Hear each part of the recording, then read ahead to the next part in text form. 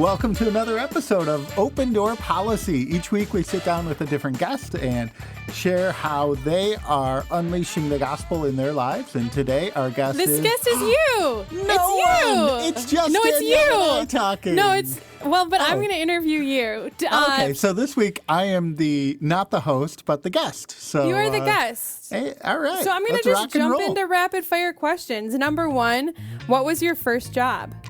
Title. My first job was a sandwich artist at Subway. Okay. What is the most beautiful church you have ever visited? Ooh, my favorite church that I have ever visited is the Chiesa Nuova in Rome. What is the most recent song stuck in your head? You know, I've been on this Mandolin Orange kick lately, and their song, Old Friends and Companions. Yeah, that's been in my head a lot.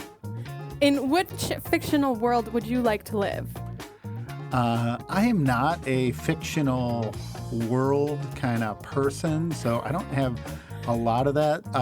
I really like John Steinbeck novels, and some of those can kind of be dark, so I feel weird saying it, but maybe in a John Steinbeck novel. Salinas Valley? Yeah. Children of Eden? Look at you. Look at you, that. DC. Most of Steinbeck's work is set in the Salinas Valley in Central California. His work frequently explores themes of fate and injustice. Hey, what is your favorite breakfast food? Ooh, I really like an omelet. Once in a while, we'll have omelets at the seminary for breakfast, and they're awesome. What location was one of your most powerful encounters with God? The Adoration Chapel at Orchard Lake, St. Mary's in Orchard Lake. Which Bible verse has recently struck you? The beginning, I don't know it by heart because I'm Catholic, so... Good for you. But the beginning of 2 Corinthians, where St. Paul talks about the encouragement that he received from God, and he gives us his encouragement so that we can encourage others. I'm in 2 Corinthians right now, too. Good. Okay, have you ever met anyone famous? I've met a number of famous people. I met this really cool woman named Danielle, and she was pretty famous. What about any athletes? Yeah, I met Wayne Gretsky, which was awesome. And any musicians? Have I met any musicians I met Matt Maher. I don't know if he counts as famous. John Levi. That's what I'm going to say. John Levi. Perfect. Who is your hero? St. Maximilian Kolbe. Good. What is the favorite book you've ever read? Plato's Republic. Okay. What is your favorite? You don't get to sorry. laugh at I'm that. so sorry. I'm over here. What is your favorite item of clothing ever? I love wearing a cassock as a priest, and so I would say that's my favorite item. Really? Yeah. Okay, we're going to start right there. We're just going to reverse where this came from. Your favorite is cassock? You're like a sports guy. I am, but I'm also a priest. I don't know if you know that. So that's why I call you father. Okay. Yeah. No, I love wearing the cassock. I just love, I don't wear it much because it's not kind of the norm now. But I love, when I wear it, I just feel like, I don't know, this is weird. I don't want to say extra priesty, but I remember this one time we were going to the March for Life. I was in seminary. There were like 8 of us on the subway together in our cassocks going to the vigil mass for the March for Life. And I just remember feeling, I don't know, just like, people were looking at us, but there was a sense of like, I feel like it helps represent God in some way. I'm not very articulate about this, but I really like wearing a cassock. Sure. Clothes make the man. Okay, sandwich artiste time. What is your favorite sandwich and what is your least favorite sandwich? Are we talking Subway or like in the whole wide world? Oh, yeah, the whole world. Oh. And also Subway. I'll stick with Subway. So I worked at Okay, Subway all through. I started when I was 15, and then I left to enter the seminary. So I worked there through high school and college. I had some other jobs in between, that I would take some time off for. But I was a pretty competent sandwich artist by the time I entered seminary, which has served me well as a priest. Today we will make a turkey sandwich. When putting on turkey, make sure that it is at a 45 Yeah, degree my angle. favorite sandwich there, I would say, oh gosh, I don't know. They had a seafood and crab that I liked that no one else liked. So I'm going to call that my fave. And then Good for you. the one I didn't like was the cold cut trio. Okay, good.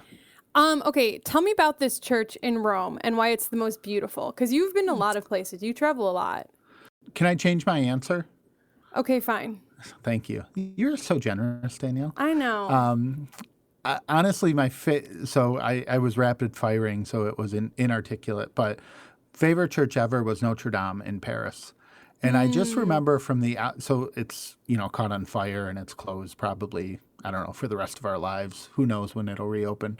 But both the outside and the inside, I remember just being in awe at the time and effort that went in to create something beautiful and all the details that went into it, the beautiful stained glass, the way the different parts of the church work together, the intricacy of little parts. And it just made me think of like the body of Christ, that God puts a ton of effort into a little part so that the body can flourish. And it works in harmony with other parts. So the stained glass works in harmony with the vaulted arches, which by themselves, you wouldn't necessarily think they have a lot to do with each other, but they come together and they complement each other. And I just think about that as like this great metaphor for the body of Christ, that some of us have very different roles, but when God is the architect and we let him design the church and we're obedient to him, whatever part we are, whether we're a gargoyle, a stained glass, or a beautiful statue, that we fit together to make the body of Christ beautiful. Last question is, when did you encounter St. Maximilian Kolbe, and what about his life inspires you? So everything about his life inspires me. Good. I don't remember. He was my confirmation saint. So I encountered him when I was younger. I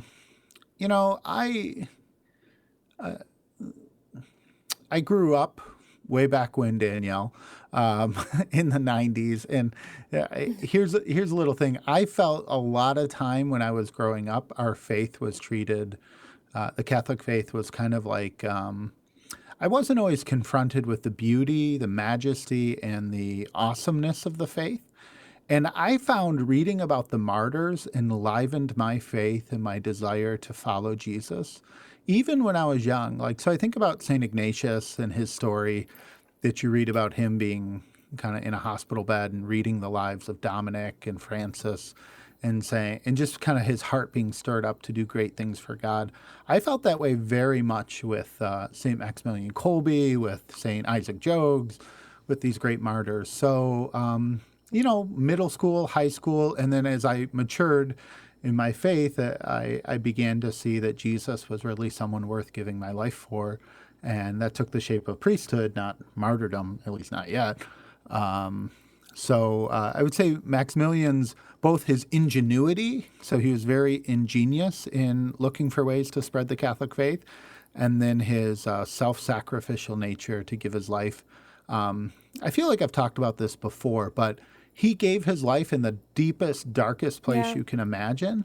And he did it without any thought that anyone would tell his story. I mean, just imagine the powerlessness he had in Auschwitz when he took the place of the condemned man.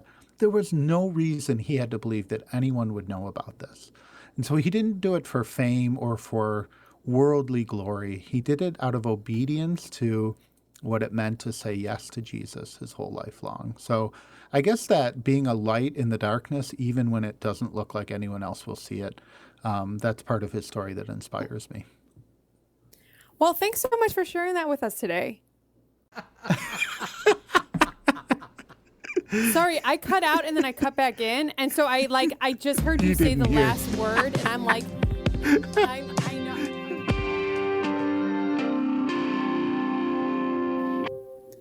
Hey, yo, Father Steve. Hey, yo, Danielle Center. Hey, talk to me a little bit about your experience as a priest in quarantine and what God's been doing in your life. Yeah, I think this is good. We get to hear how God's working with lots of other people, and so I'm happy to just kind of share a little bit of my own faith, and we'll get a chance to do this with you sometime soon, Danielle, too. Yeah. Maybe even here. But Only time will tell. Yeah, so these days of quarantine that we've been living through since like mid-March have just been like, I don't know, for me, I am so much better when I have a routine, when I like have my life structured out, right? I think about like, they talk about people who are like, hey, he needed to go to the military because he needs that routine in his life, or he needed that. Like, I think that's me, right? When I don't have routine, like my life can just get out of whack, and I'm not praying as much as I should. I'm not ordered in like reading like I should, being disciplined in my work. So I would say the quarantine for me was a real opportunity to see my own weakness and then to bring that to the Lord, which I hate doing, right? I love telling the Lord how great I am and like showing off my little projects that I do. But it's been this chance to be like, Jesus, I thought I had all these parts of my life that were kind of in order and I was doing well.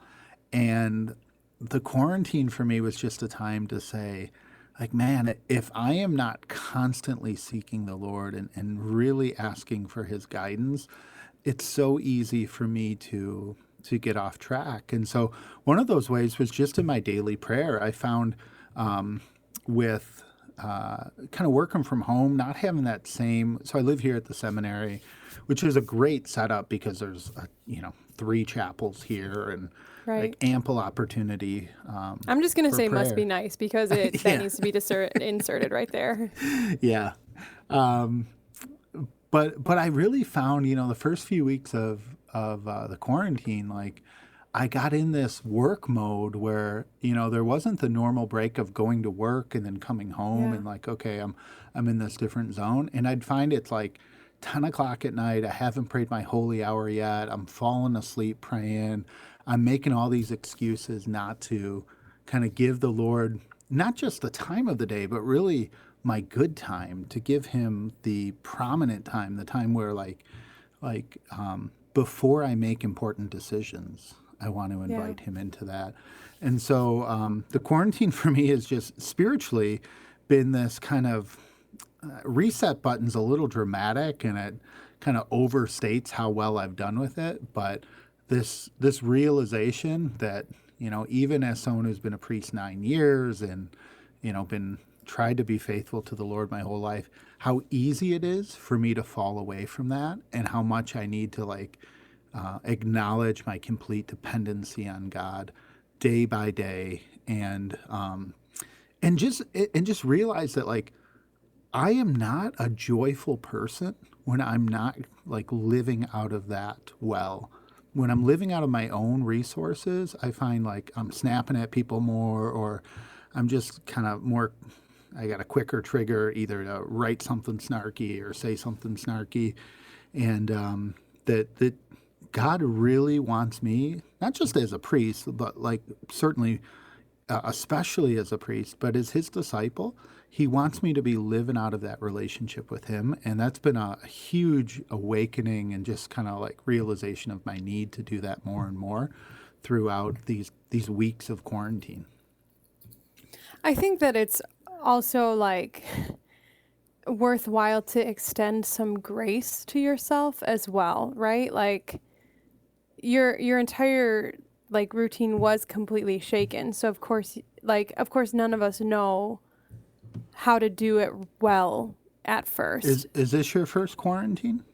This has been. Yeah, we shall see. But this was the first one I experienced. So my experience was, I mean, like we just mentioned, I mean, I don't have a chapel at my house. So even though, so it's like even the way that I prayed had to shift. I mean, like, frankly, I usually go to mass in adoration. And so that wasn't there. It's not, like, mass is slowly opening up again. But I would say also, like, I'm going to extend you some grace because it is new and you're doing your best.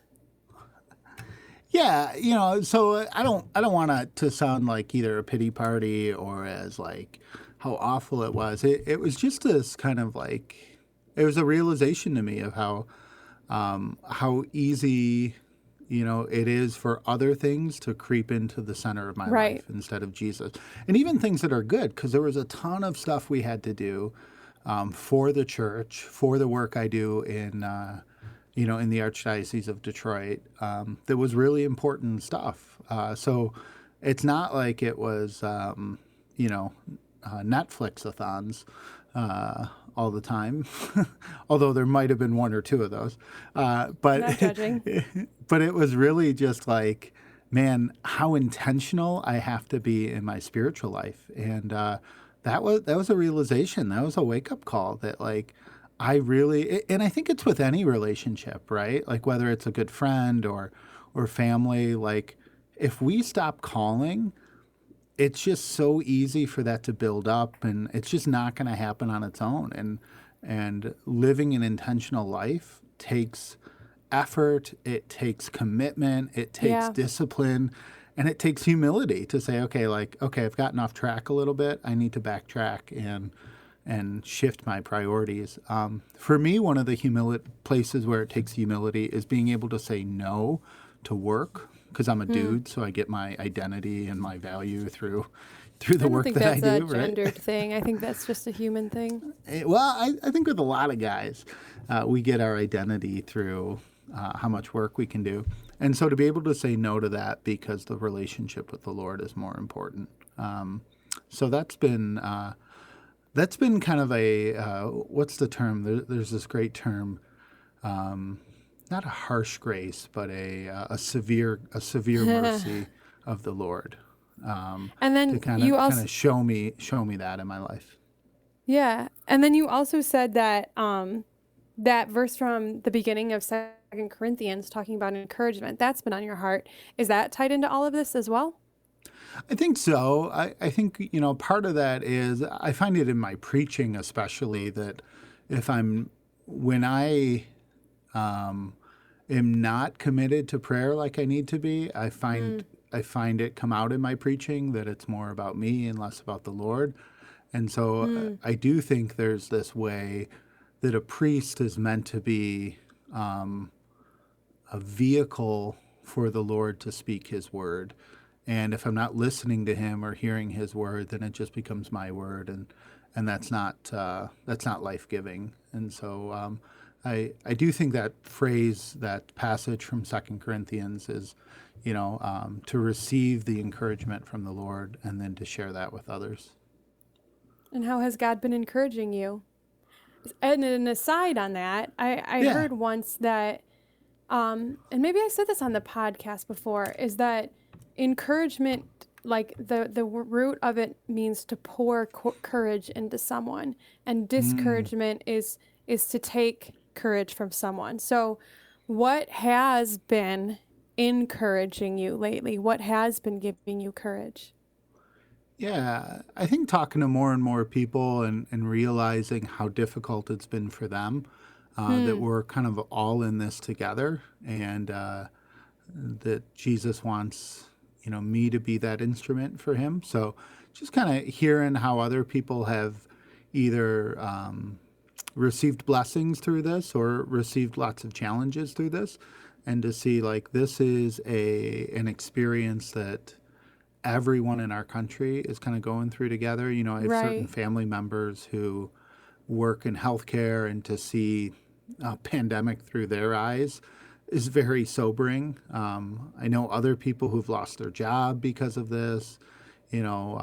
Certainly know that there are people whose living situations are not great, and so to be stuck at home in kind of a quarantine, the challenge that presents. So I guess just knowing that, each of us has a cross to carry during this time, and that I don't know what most other people are carrying in their cross, and so that God is wants to use me to be his instrument of peace and his instrument of joy.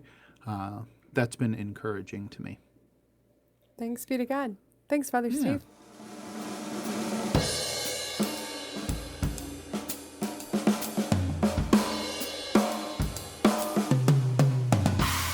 Okay, Father Steve Pullis. Hey, that's you.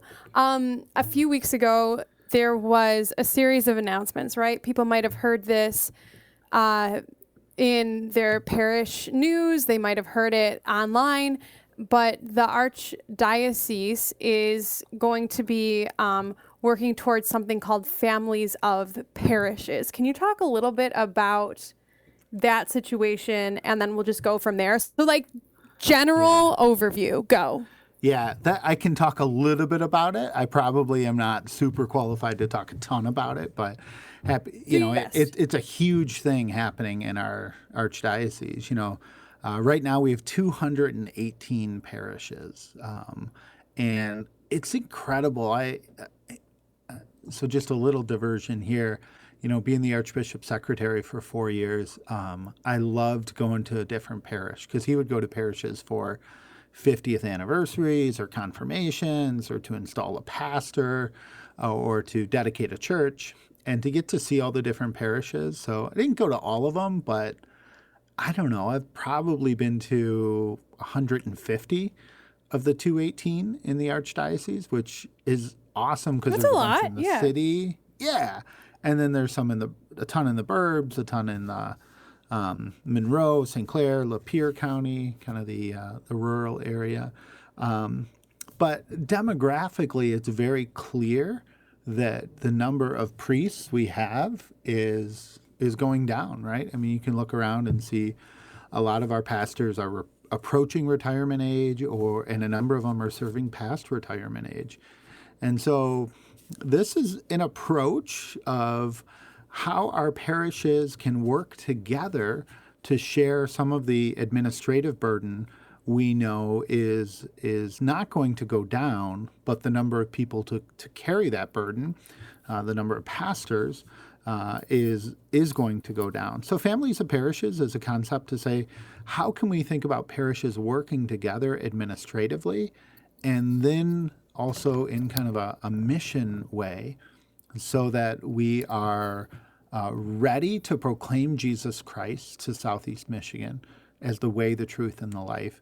And we don't just become kind of fixated or paralyzed by the administrative work of 218 buildings and more than that sites, kind of managing all of that end. Does that make sense? Yeah. My question for you next is, what kind of, how has this been received? And just be honest, right? What are the rumblings? Where are people concerned? Where are people excited? Sure. That kind of thing. Yeah, I think because it's so new, both in newly announced, but also some places around the Right. country have done this, but a lot, the concept we're talking about is a little different than what most places have done. Because we're really trying to live out of the graces of Synod 16, which calls us to be this missionary diocese, and it calls us to have this renewal of structures, and that's where this is coming out of, that foundational conviction of Unleash the Gospel. There's a lot of questions that we just can't answer right now. What does this exactly mean? What does it mean Right. for certain staff positions? What does it mean for the mass schedule at my parish, right? So I think there's a lot of uncertainty right now, which is not surprising. There's a lot of questions. A lot of priests have questions like, what will this mean for my priesthood in 10 years? Will I be a pastor of one parish? Will I be an associate of this family of parishes? And a lot of that's up in the air. And then there's people who have been hurt over, and the Synod acknowledged this too, over the past decades of the mergers and closures that have had to happen.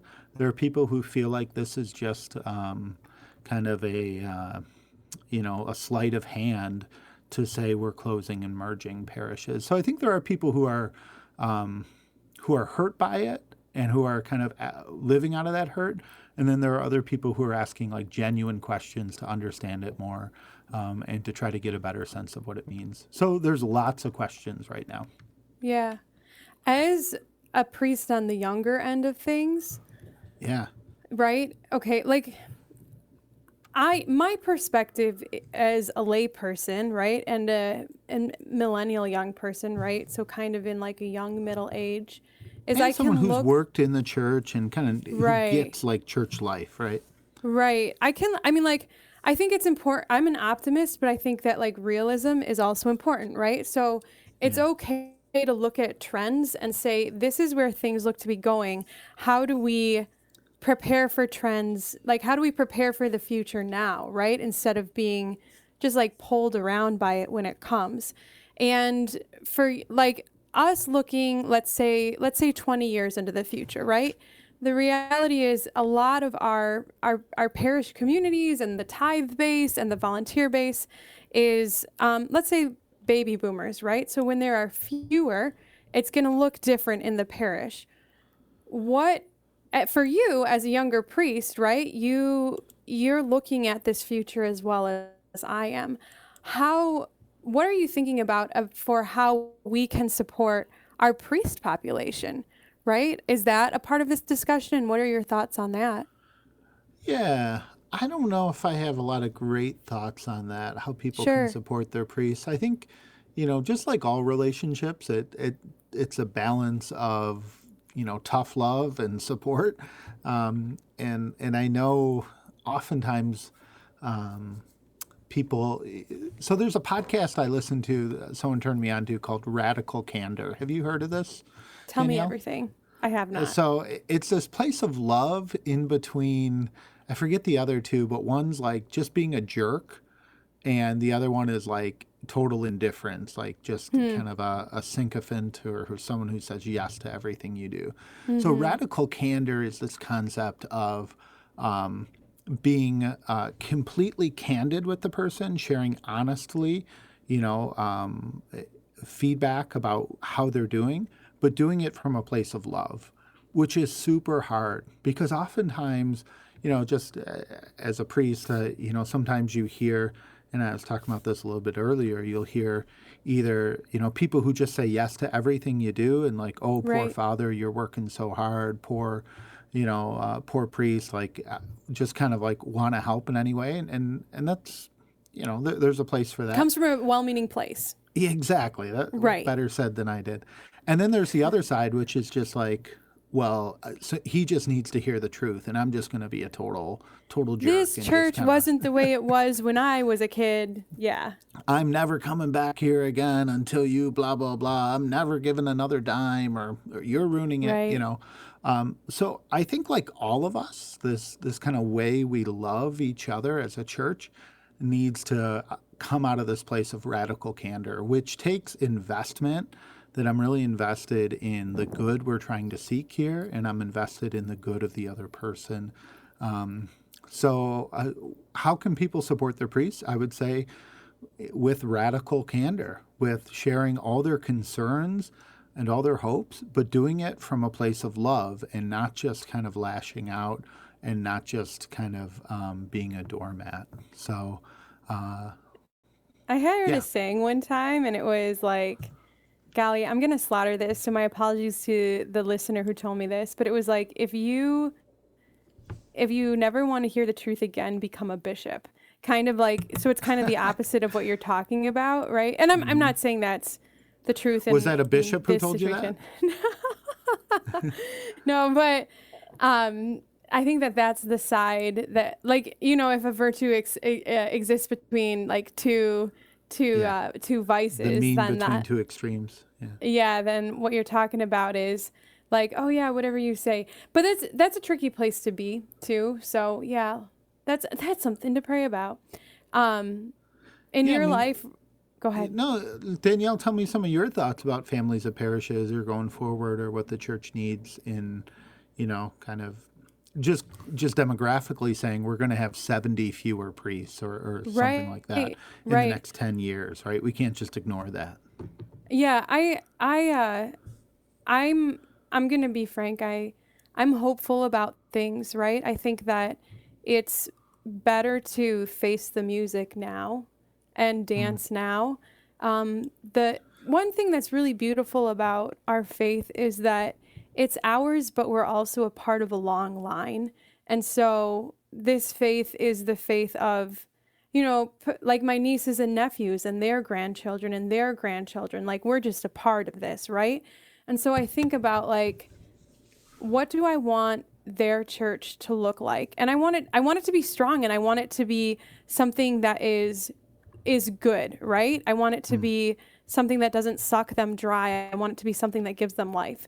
And the same for me. And I think about you guys, like you priests. I think that the expectation that you, like, frankly, you can maintain the way that we've done faith in the past, that's unrealistic. So I'm hopeful that this is a thing that is healthy, even though I know that pruning is really hard. Like it's hard in my spiritual life, right? Like I don't like saying no to things. I don't like saying no to people. So I'm not good at it, but I know that it is a good practice. So in that sense, I'm praying for the church, and I want good things for it, just like you do. I'm fighting for this church. One thing I've been thinking of in my own prayer is how, as we've been in this kind of slow return to Mass, and we're telling people, especially in high-risk categories, to wait to come back, I was thinking this might be the chance for people who have been chomping at the bit to do something in their church. Like this may be the crucible to say we need to rely, or we need to lift up or find a generation of people who are not just people who attend Mass, but who are really invested and giving of themselves, and calling them to leadership and inviting them to leadership in this moment. Like this may be one of the silver linings of the coronavirus, is the way it could kind of be the crisis that allows a younger generation to say, okay, our church needs us now, or this is a chance where I can step up, where maybe people we relied on in the past, it's not prudent for them to be in these active leadership positions right now. Does that make sense? Yeah. I also I was at a bonfire, socially distanced from a few of your peers, and we were just talking about how one of them was saying the quarantine like advanced the technology of his parish by decades, virtually overnight, right? Because suddenly they needed the ability to have a stronger online presence. Their website was redone. They were live streaming things, right? So, which I think is a good thing, right? So I think there's also that. Sometimes like technology, like sometimes like advancements move slow, and sometimes it's like a jump. So I think it'll be interesting. Can you do that sound again? Can you get that sound? Literally, as soon as I said that noise, I was like, I hope our producer puts in a better noise. Boop. Anyway, so Ron can work miracles, Danielle. With my noises, good. Yeah, with everything here. Yeah, with everything. So. Okay, good. I'm glad you guys liked it. So anyway, I was just saying, I am interested in seeing like, what does this mean for how we do church from now on? And that's another thing is like, maybe call me crazy, but I'm like, let's dream bigger. Our friend Father Athanasius, he has a saying that I really love, and it's dreams are free. And so if we've done church in a certain way for a while, which is really good and beautiful, but we don't live in a Christian nation anymore, right? Mm-hmm. We live in a post-Christian nation. So that's not something to be afraid of. That's just something to be aware of, something to respond to. So like, I hope that we can be bolder beyond like, okay, let's say this amount of buildings needs to look like this amount of buildings, right? And instead we can be like, Right. what would radical evangelization look like in 20 years? You know what I mean? Like, does that make sense? Oh, it makes total sense because I think, you're talking about institutions and structures which in some ways can be a distraction from the mission, right? Sure. If we are so hell-bent on making sure we never lose a building, how much of that time and energy are we not putting into reaching the people in our communities, in our parish boundaries who really need to hear the gospel, but we're more concerned with structures than we are with people. And I think that's one of the things that the Synod called out and calls us to. But we can talk about how good that is or how right that is in the macro picture. But when it comes to my church or when it comes to me changing, then that's when kind of we see the value or the real kind of metal of the Holy Spirit taking shape to say, okay, I'm willing to change, not just say things need to change. It's really interesting just personally too. You know, and I think the listeners know that I worked at a church or in ministry for some capacity for the past decade, right? And now I'm kind of on like what I would consider a sabbatical of sorts. But we had an earlier guest this season, Father Mario, talk about like all the keys that he had to a church. And for a long time, right, I've had all the keys to a church. And in this like chapter of my life, I don't have all the keys to a church. And it's been really interesting how I have to adapt my life and ministry to not having the keys to a church. Like, it was the easiest fallback of all time, because I would just be like, oh, I want to host this speaker, and so here's the key to the gym. This is where we'll do it, which is good. It's a good thing, right? But now that I don't have access to that anymore, it's interesting to see how creativity functions within new parameters, right? Because I'm like, well, I mean, like right now we're just like easing out of quarantine. But I was talking to a friend today and we're like, what can we do? And we're like, we can still meet outside on picnic blankets. Each of them are 6 feet apart. We could still do this. We could still do that. So it's interesting how parameters do fuel creativity. And that's something else that I'm curious to see as well. Well, I mean, you see this here now, and I think about so many priests, you mentioned about moving online. So many priests and others that I've talked to who have said, the people watching our live stream masses or the people that we're reaching out to and inviting to, to see what we're doing in our church, whether it's worship, study, or Christian service, we're forced out of our buildings into online communities. And those by nature, other people are going to be able to see. And the way they've been able to reach people is something that we just wouldn't have done unless we had to do it. And so, right. This is how, not that God causes crises, of course, right? But God allows these things to happen, and we can say, okay, where is God in all of this? Usually it's only in hindsight that we look back and say, okay, well, this is the good that came out of it. And it's hard for me to see that in the moment, but in the rear view mirror, I can see more clearly what was going on there in a spiritual realm that turned out to be a blessing. Yeah, my friend Father Ryan, and one thing that he said to me before is like, do you believe that God can take something bad and make something good or not? And when he phrased it like that, it was kind of like, actually, that is the like tenet of our faith, right? That God can take something bad, right? Like the fall, like the crucifixion, like all of these things, and make something good. So, yeah, I choose to live in hope. And then also, my pastor is Monsignor Dan Trapp, and he made the announcement, and he's like so chill and cool. And he's like, we're going to trust that the Holy Spirit's going to do the right thing. And I was like, yeah, we are. Yeah, we are. Mm-hmm. So that's that. Hey, as we close, do you have any words? What do we do as we close?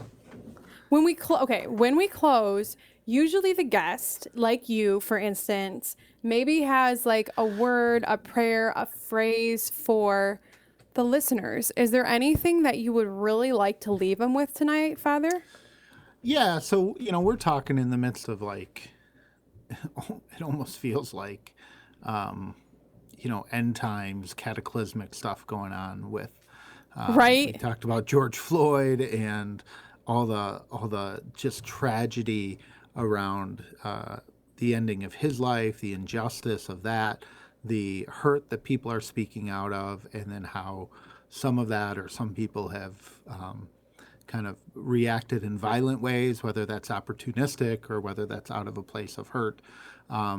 Obviously, the pandemic, we have murder hornets on their way. Right. This is like, kind of end times stuff. I guess in the midst of all of that, I would say, we have to be men and women of action who don't just kind of hide away. We have to be willing to step out and make mistakes and be men and women who engage in all of these things. But that's only going to come from men and women who are on their knees before the Lord in prayer. So I would say we have to be in action, but in order to do that well, we have to be begging the Holy Spirit to show us the way forward. So pray and then step out in action. That's what I would say. I really appreciate Father Steve Pullis, my guest tonight on Open Door Policy. Thanks, Danielle, for being an awesome interviewer, and keep listening to ODP. If you liked this episode, please share it with your friends, your neighbors, your relatives, your Trader Joe cashier. You can also leave us a review on iTunes. Follow us on Facebook, Instagram, and Twitter. Our handle is @OpenDoorDetroit. Help us unleash the gospel. Open Door Policy was produced by Ron Pangborn and the creative team of the Archdiocese of Detroit. We just give you stuff to work with, Ron. I know, and I love every second of it, except when I don't. I'm Father Steve Pullis with Danielle Center. And this has been another episode of Open Door Policy.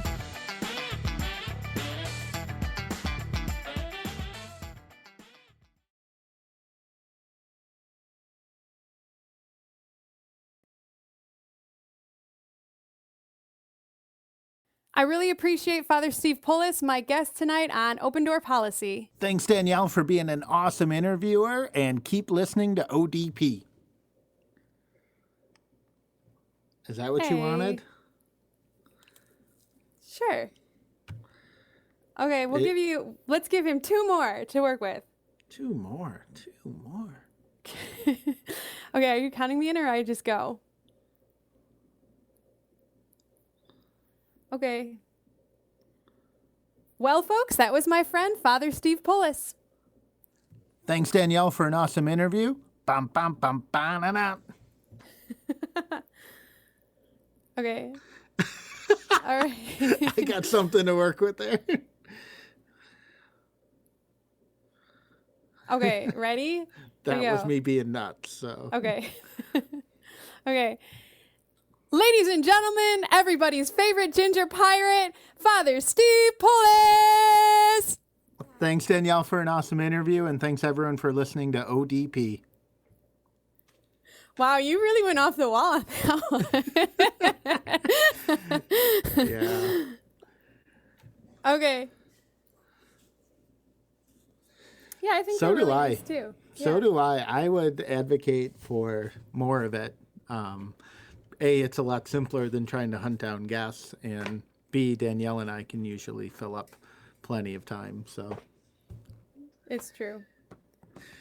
All right, my friends. yeah, so let's Have a plan great on doing another one of these other way with Danielle as the interviewee. I don't know, at some point later this summer. Cool. Perfect. Thanks everyone. Thanks, guys. Have a great one. Ciao.